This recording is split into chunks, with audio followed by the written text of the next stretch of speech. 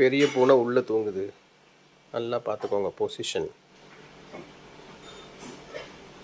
அதே மாதிரி இந்த ஆங்கிள் இங்கே வந்தால் குமரி பூனை இங்கே தூங்கிட்டுருக்கு.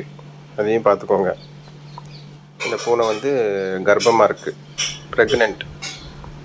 She is pregnant and I think almost she will have around 3 to 4 kitties. கரெக்டாக தானே சொல்கிறேன்? Kitties inside her mouth.